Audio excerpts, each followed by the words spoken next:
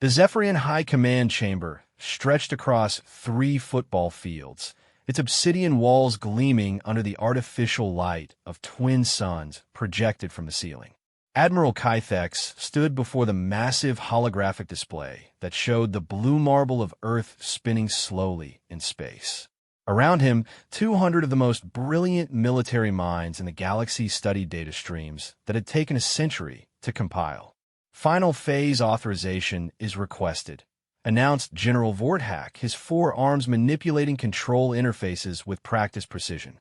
The scars across his carapace told stories of a dozen conquered worlds. All preparations are complete.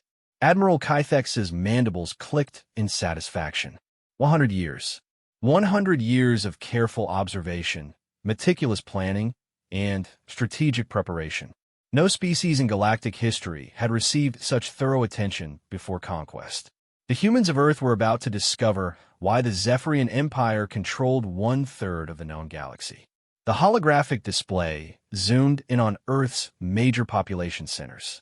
Red markers indicated military installations, while blue dots showed industrial complexes. Yellow triangles marked government centers. Every major city, every military base, every nuclear facility had been mapped, studied, and assigned target priorities. The Zephyrians knew the locations of every submarine, the patrol routes of every aircraft carrier, and the launch codes of most nuclear arsenals. Computer, display human military assessment, Kythex commanded.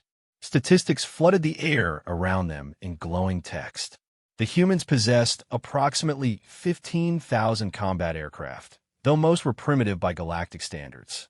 Their naval vessels numbered in the hundreds, impressive by planetary standards, but laughably small compared to a single Zephyrian battlecruiser. Nuclear weapons presented their only real threat, but the aliens had long ago developed countermeasures. Commander Zelthra, the Empire's chief strategist, materialized her own display showing troop movements and resource allocations. Sir, we've tracked their military exercises for decades. Humans follow predictable patterns. They mass forces slowly, rely heavily on supply lines, and their communication systems are vulnerable to electromagnetic interference. Our quantum scramblers will render their coordination impossible within the first 60 seconds of engagement. The room hummed with quiet confidence. Every officer present had studied the humans extensively. They knew about human psychology, having observed thousands of conflicts over the past century. Humans were emotional creatures, prone to panic when faced with overwhelming force. They formed attachments to territory and civilian populations that could be exploited. Most importantly, they had never faced a truly alien enemy. Display the fleet composition, Kythex ordered. Above them, a 3-dimensional representation of the invasion force appeared. 500 capital ships, each one capable of destroying a human city with a single blast.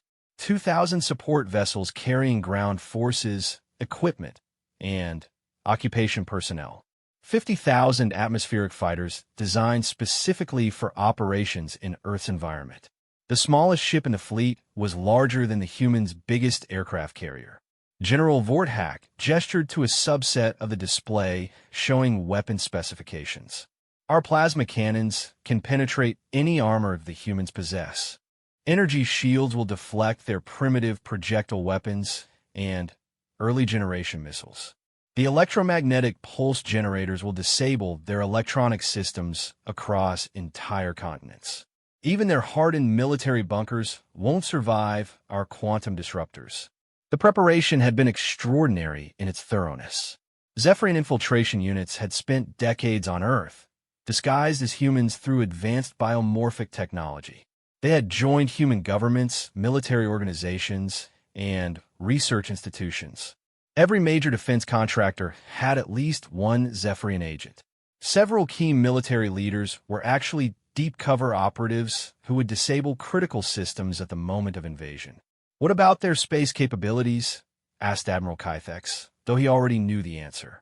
Commander Zelthra's display shifted to show Earth's orbital infrastructure.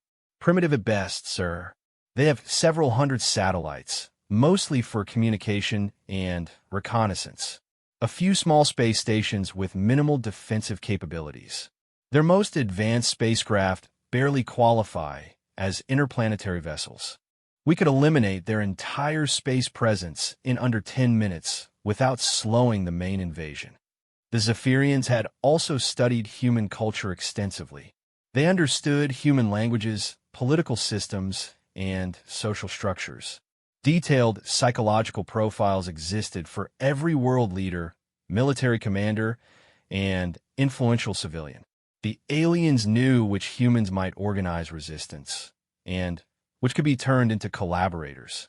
They had identified key infrastructure points whose destruction would create maximum chaos with minimal effort. Computer display operational timeline. Kythex commanded. A countdown appeared showing the invasion sequence. Initial orbital bombardment would begin with electromagnetic pulse attacks, disabling human electronics worldwide. This would be followed immediately by targeted strikes on military command centers, nuclear facilities, and major airports. Ground forces would deploy to secure strategic locations, while atmospheric fighters established air superiority. The entire operation was planned to last exactly 12 minutes and 37 seconds. The room filled with the subtle sounds of alien satisfaction as officers reviewed their assignments. Fleet Captain Morvex would lead the Eastern Hemisphere assault, targeting military installations across Asia and Europe. Admiral Thane commanded the Western Hemisphere forces, focusing on the Americas. Specialized units had specific missions: the neutralization of nuclear weapons, the capture of key political leaders, and the establishment of communication networks for the occupation government. Our intelligence indicates the humans have been developing new weapons, noted Commander Zelthra, bringing up files marked with high-security classifications. However, our analysis shows these developments pose no significant threat to our forces. Their most advanced aircraft are still propeller-driven compared to our technology. Their newest missiles would barely scratch our shield systems. General Vorthak added his own assessment. Human military doctrine relies on combined arms and coordinated responses. When we eliminate their communication systems in the opening moments, their forces will become isolated and ineffective. Local commanders will fall back on pre-planned defensive positions that we've already identified and targeted for destruction. The Zephyrians had even prepared for human desperation moves. If the humans attempted to detonate nuclear weapons in their own territory, quantum scramblers would disrupt the detonation sequences. If they tried to evacuate civilian populations, atmospheric fighters would control all transportation routes. If resistance movements formed in rural areas, orbital surveillance would track them continuously. Computer, show comparative technology analysis, Admiral Kythex requested. Side-by-side displays materialized showing Zephyrian and human equipment. A single Zephyrian battlecruiser carried more firepower than the entire human nuclear arsenal. Zephyrian personal armor could withstand direct hits from human tank shells. Alien infantry weapons fired coherent energy beams that would pass through human cover like it didn't exist. Even basic Zephyrian technology was centuries ahead of humanity's most advanced developments. The most sophisticated human computers processed information at speeds that Zephyrian handheld devices exceeded by orders of magnitude. Human radar systems couldn't detect Zephyrian stealth technology. Human missiles relied on guidance systems that alien electronic warfare would render useless instantly. In every measurable category, the technological gap was overwhelming. "Sir," announced Communications Officer Rylak, "we're receiving final confirmations from all deep cover operatives on Earth. Nuclear facility access codes confirmed. Military communication frequencies mapped and ready for jamming. Government bunker locations verified and targeted. All infiltration units report ready status." The display updated to show green confirmation lights across every major target. The Zephyrians had people inside the Pentagon, the Kremlin, and every other major military command center on Earth. When the invasion began, These operatives would simultaneously disable critical systems from within. Human forces would find themselves blind, deaf, and unable to coordinate any meaningful response. Admiral Kythex studied the final preparations with deep satisfaction. A century of work was about to culminate in the most efficient conquest in galactic history. The humans would join dozens of other species under Zephyrian rule, their planet becoming another productive world in the expanding empire. Unlike previous conquests, this one would be completed so quickly that organized resistance would be impossible. All units, prepare for invasion sequence initiation, he announced to the assembled fleet commanders. In approximately 6 standard hours, we will demonstrate to the galaxy once again why the Zephyrian Empire remains supreme. These humans will serve as an excellent example of proper preparation and overwhelming force. The chamber filled with the clicking sounds of alien approval as officers moved to their positions. Across the vast fleet, hundreds of thousands of Zephyrian warriors prepared their equipment and reviewed their assignments. They had trained for decades specifically for this moment, studying human tactics and practicing against simulated Earth defenses. As the final preparations concluded, Admiral Kythex allowed himself a moment of pride. No military force in galactic history had been as thoroughly prepared for conquest as his fleet was for Earth. Every variable had been calculated, every contingency planned for, every weakness identified, and ready for exploitation. The humans had no idea what was coming for them. In just a few more hours, they would discover that their entire species was about to become subjects of the Zephyrian Empire, conquered by the most prepared invasion force ever assembled. The countdown continued its relentless progression toward zero, marking the final moments of human independence. The invasion began exactly as planned. At 1,100 hours Greenwich Mean Time, 500 Zephyrian capital ships dropped out of faster-than-light travel and took positions in Earth's orbit. The electromagnetic pulse bombardment commenced immediately, sending waves of disruption cascading across the planet's surface. City lights went out. Military radars went dark. Communication networks fell silent. Admiral Kythex watched the initial assault from the bridge of his flagship, the Destroyer of Worlds. Status reports flowed in from across the fleet as the first phase unfolded with mechanical precision. Every target was being hit exactly on schedule. The humans were experiencing exactly the confusion and paralysis that a century of study had predicted. "Sir, all communication jammers are active," reported Communications Officer Rylac. "Human military frequencies are completely disrupted. Their command structures are isolated from each other." "Excellent," Kythex replied, his mandibles clicking in satisfaction. "Commence Phase 2. Across the globe, targeted plasma bombardments began striking military installations. The Pentagon's windows melted as superheated energy beams carved through its structure. NORAD's mountain fortress cracked open like an egg under quantum disruptor fire. Air bases in Britain, France, Russia, and China erupted in brilliant explosions as their aircraft were destroyed before they could launch. The human defense response was exactly what the Zephyrians had anticipated. Isolated military units attempted to follow pre-programmed defensive protocols, but without communication or coordination, their efforts were scattered and ineffective.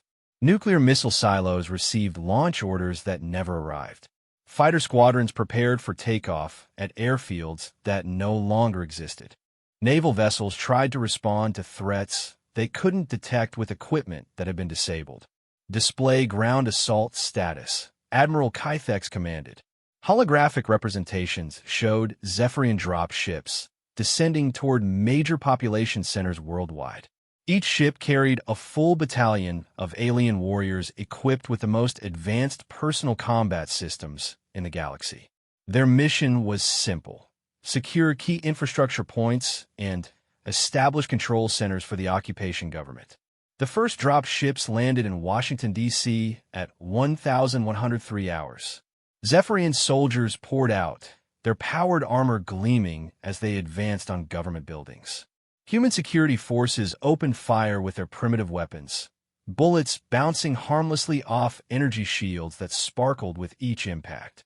The aliens responded with coherent energy beams that cut through concrete barriers and armored vehicles like tissue paper. Similar scenes played out simultaneously in London, Moscow, Beijing, New Delhi, and every other major capital. The technological disparity was so overwhelming that human resistance barely slowed the alien advance. Within minutes, government buildings were secured and key political leaders captured or eliminated according to predetermined plans. Fleet Captain Morvex coordinated the Eastern Hemisphere assault from his command ship. His forces had taken complete control of European and Asian airspace, destroying any aircraft that managed to get airborne. Ground units secured nuclear facilities across Russia and China, while specialized teams captured research installations and military manufacturing centers. Admiral Captain Morvex reported via quantum communication, all primary objectives in sectors 7 through 15 have been secured. Human resistance is sporadic and ineffective. We are proceeding ahead of schedule. Admiral Thane's Western Hemisphere forces reported similar success. American and Canadian military bases had been neutralized with surgical precision. Mexican and South American governments had surrendered after witnessing the destruction of their military capabilities. Australian defense forces had been eliminated before they could organize any meaningful response. The Zephyrian deep cover operatives had performed flawlessly. When human military leaders tried to access emergency communication systems, they found their own people had already disabled the equipment. When government officials attempted to reach secure bunkers, alien infiltrators ensured the blast doors remained sealed from the inside. When nuclear facility personnel tried to implement emergency protocols, Zephyrian agents prevented any systems from coming online. Computer display resistance analysis, Admiral Kythex requested. Data streams showed scattered pockets of human military activity, but nothing that qualified as organized resistance. Individual units of soldiers had taken defensive positions in various locations, but without communication, coordination, or command structure, they were simply isolated groups waiting to be eliminated. The longest any human force had held out against Zephyrian ground troops was 17 minutes. The alien psychological assessment of humanity had proven completely accurate. Faced with incomprehensible technology and overwhelming force, human morale had collapsed almost instantly. Civilian populations were fleeing in panic, clogging transportation routes, and creating chaos that prevented any organized military response. Government officials were either captured, killed, or hiding in bunkers that had already been compromised. Sir, we're receiving surrender requests from multiple human government representatives, announced Communications Officer Rilak. They're offering unconditional surrender in exchange for civilian protection. Admiral Kythex considered this development. The plan had accounted for the possibility of early surrender, though the timeline was even faster than anticipated. Inform them that surrender terms will be presented after all military resistance has been eliminated. Continue operations. The third phase of the invasion proceeded smoothly. Zephyrian forces secured major industrial centers, power generation facilities, and transportation networks. Human infrastructure was being captured intact, exactly as planned. The occupation government would be able to begin operations immediately using existing systems and facilities. In space, the elimination of human orbital assets had taken less than 5 minutes. Satellites had been destroyed by precise energy beam fire, while space stations had been boarded and captured by alien shock troops. The few human spacecraft in orbit had surrendered without offering resistance once their crews witnessed the size and capability of the Zephyrian fleet. Status report from ground commanders, Admiral Kythex requested. General Vorthak's image appeared on the main display, reporting from a position outside the former Pentagon building. Sir, all major population centers are under our control. Human military capability has been eliminated. We estimate 93% of organized resistance has been neutralized. Remaining pockets are isolated and posed no threat to our forces. The efficiency was remarkable even by Zephyrian standards. Previous planetary conquests had required hours or even days to complete.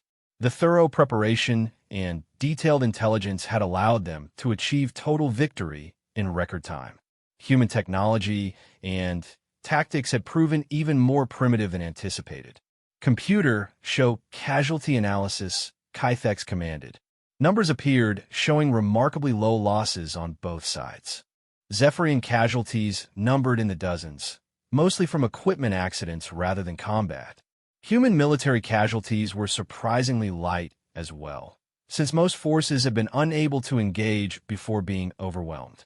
Civilian casualties were minimal due to the precision targeting and rapid collapse of organized resistance.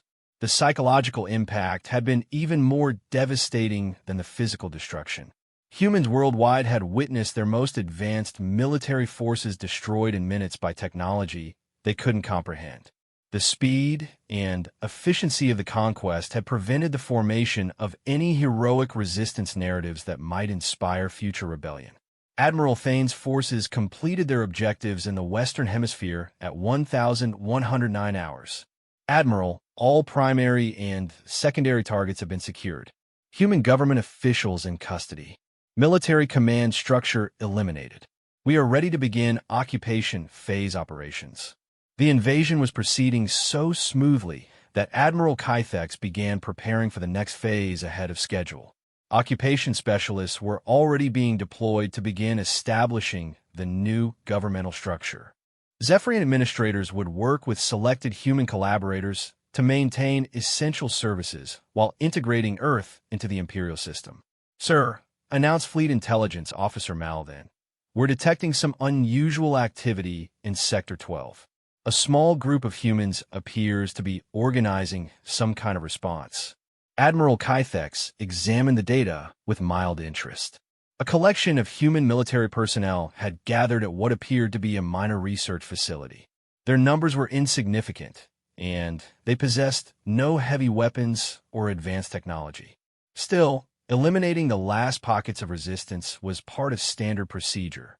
"Deploy local ground forces to neutralize the pocket," he commanded. "Maintain the schedule for Phase 4 initiation." The research facility was located in a remote area of Nevada, far from major population centers.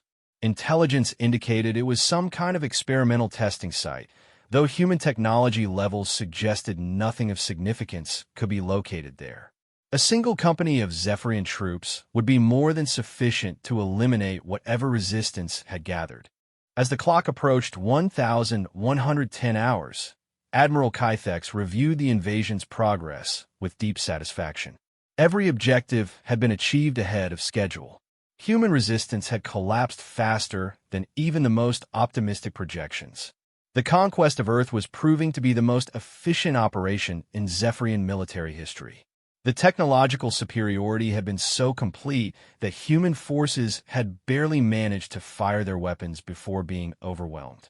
The intelligence preparation had been so thorough that aliens knew human defensive positions better than the humans themselves. The psychological breakdown had been so rapid that organized resistance had never had time to form. "Admiral, all fleet elements report ready for Phase 4, announced General Vorthak. "Shall we proceed with occupation deployment?" Kythex glanced at the chronometer. They were running 2 minutes ahead of schedule, an unprecedented achievement for such a complex operation. "Commence Phase 4.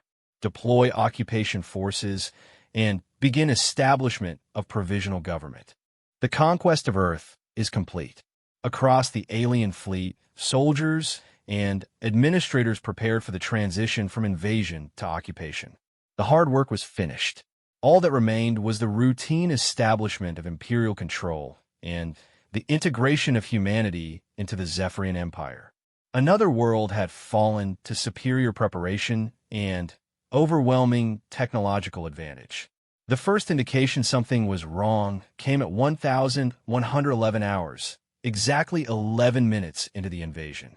Admiral Kythex was reviewing occupation deployment schedules when Communications Officer Rylak's voice cut through the bridge's satisfied murmur with urgent concern. Sir, we're losing contact with Ground Unit 7 in Sector 12.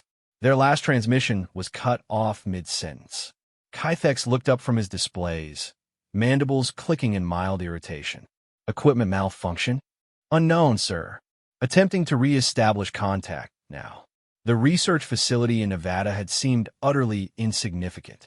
Intelligence reports indicated it was staffed by a small number of human scientists and technicians working on primitive energy research. The facility's power output readings were minimal, its defensive capabilities non-existent. A single company of Zephyrian ground troops should have secured it in under 5 minutes. Sir, announced Fleet Intelligence Officer Malden, his voice carrying a note of confusion. I'm detecting some unusual energy signatures from the Nevada location. The readings don't match any known human technology. Admiral Kythex felt the first stirring of unease, though he dismissed it immediately. After a century of preparation and 11 minutes of flawless execution, no human facility could possibly pose a threat to his forces. Display the readings. The holographic projection showed energy patterns that made no immediate sense. The power levels were far beyond anything humans should have been capable of generating, and the frequency signatures were unlike anything in the Zephyrian technical database. Most puzzling of all, the readings were increasing rapidly. Attempt contact with Ground Unit 7 again, Kythex ordered. Static filled the communications channel. Then, cutting through the interference, came a voice speaking accented English. This is Colonel Sarah Chun, United States Air Force. If any Zephyrian forces can hear this transmission, you have 30 seconds to withdraw your troops from our facility before we demonstrate why you should have spent more time studying human weapons development instead of counting our aircraft carriers. The bridge fell silent. Admiral Kythex stared at the communication panel, processing what he had just heard. Humans didn't possess technology capable of jamming Zephyrian communications. They certainly didn't have weapons that could threaten alien ground forces protected by energy shields and powered armor. Sir, called Sensor Operator Velfin, his voice tight with disbelief, I'm reading a massive energy spike from the Nevada facility. Power levels are approaching. Sir, this can't be correct. The readings indicate energy output equivalent to a small star. The facility's location appeared on the main display, highlighted by pulsing red indicators that showed escalating energy readings. Whatever the humans had built in that remote desert laboratory, it was generating power levels that shouldn't have been possible with their primitive technology. Ground Unit 8, respond immediately, Kythex commanded into his communicator. What is your status approaching the Nevada facility? Captain Thurek's voice came back, strained with confusion. Sir, we're 2 kilometers from the target, but our equipment is malfunctioning. Energy shields are fluctuating. Weapon systems are showing targeting errors. Sir, whatever the humans have in that facility, it's interfering with our technology in ways we've never encountered. Admiral Kythex felt ice form in his chest cavity. Zephyrian technology was designed to be immune to electromagnetic interference. Their shielding systems could withstand the energy output of entire star systems. Nothing on Earth should have been capable of affecting alien equipment. Computer, scan all available intelligence data on the Nevada research facility, he ordered desperately. Information flooded the display, but it was all routine data from their century of observation. The facility had been classified as a minor energy research installation working on fusion power experiments. Personnel numbered fewer than 200 humans. No significant defensive systems. No advanced technology indicators. Nothing that suggested it could pose any threat to a galactic military force. Admiral, Communications Officer Rylak called out urgently. We're receiving a transmission from the facility. It's being broadcast on all frequencies simultaneously, including our encrypted military channels. The voice of Colonel Chun filled the bridge with calm, professional authority. Zephyrian Fleet, this is your only warning. You have invested a century studying our visible military capabilities while completely ignoring our classified research programs. That was your first mistake. Your second mistake was assuming that a species capable of splitting atoms for weapons wouldn't eventually learn to do more interesting things with quantum mechanics. Admiral Kythex's mandibles clicked frantically as he processed the implications. The humans had been conducting secret research that had escaped a century of observation. But that was impossible. Zephyrian surveillance had been comprehensive, monitoring every aspect of human technological development. Sir, Sensor Operator Velthan's voice cracked with panic. The energy readings from Nevada just increased by a factor of 10. Sir, I'm detecting quantum field fluctuations. The humans appear to be manipulating space-time itself. The main display zoomed in on the Nevada facility as its sensors struggled to process what they were detecting. The small cluster of buildings was surrounded by a growing distortion in space that bent light and warped the very fabric of reality. Energy patterns danced around the facility in configurations that defied known physics. Ground Unit 8, withdraw immediately. Admiral Kythex commanded. All units, maintain distance from the Nevada facility until we can assess the threat level. Captain Thurek's response was garbled with interference. Sir, we can't withdraw. Our vehicles aren't responding to control inputs. Sir, there's something happening to the ground around us. The sand is beginning to glow. Admiral Kythex watched in growing horror as his sensors showed Zephyrian ground vehicles beginning to simply dissolve. Their molecular structure was coming apart at the atomic level, not from any weapon impact, but from exposure to the quantum field surrounding the human facility. The most advanced armor in the galaxy was being unmade by forces that shouldn't have existed on a primitive planet. Computer, emergency analysis. Compare current Nevada readings to all known weapon systems in the Galactic database. The computer's response was immediate and terrifying. No match found. Energy patterns and quantum field manipulations are beyond current galactic technology levels. Recommend immediate strategic withdrawal.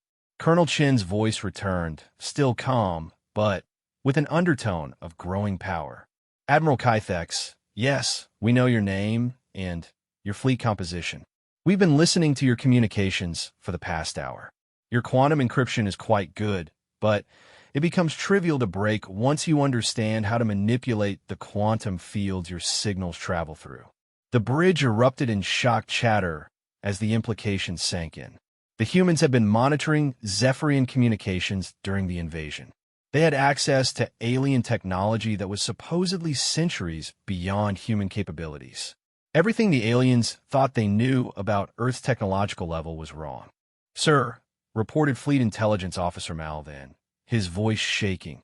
I'm detecting similar energy signatures beginning to appear at 17 other locations around Earth. Whatever technology the humans have developed, it's not limited to the Nevada facility. Admiral Kythex felt his carefully planned invasion crumbling around him. 18 human facilities were generating energy readings that exceeded anything in the Zephyrian database. His ground forces were being systematically eliminated by weapons that shouldn't have existed.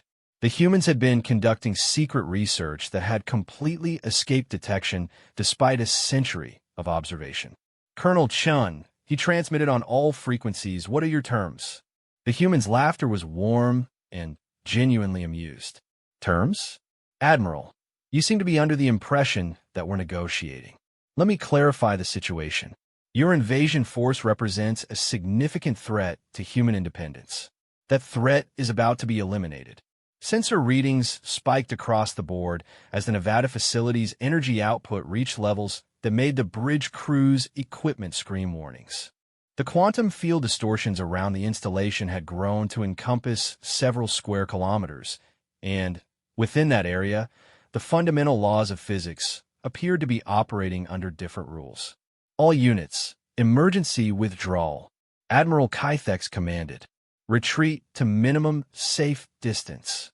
But as his fleet began to pull back from Earth's orbit, Admiral Kythex discovered that retreat was no longer an option. The quantum fields generated by human facilities had expanded to create a zone of altered space-time around the entire planet.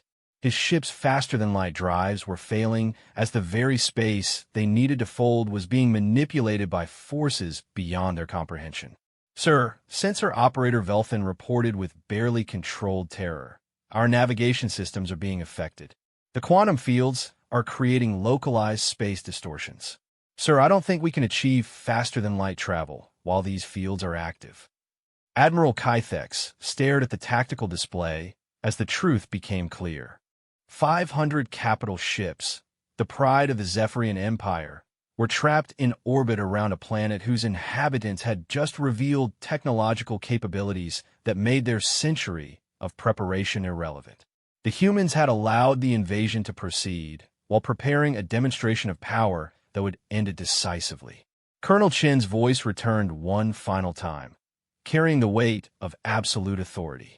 Admiral, your fleet will remain in orbit while we discuss the terms of Zephyrian surrender. Your ground forces will be returned to you alive and unharmed, though their equipment has been rendered inert. Your ship's weapons and faster-than-light capabilities have been temporarily disabled to prevent any unfortunate decisions on your part. The bridge displays flickered as human quantum manipulation began affecting Zephyrian technology throughout the fleet. Weapon systems powered down despite frantic efforts by engineering teams. Shield generators fluctuated and failed. Even basic life support systems showed signs of instability as human science rewrote the rules of physics in the space around Earth.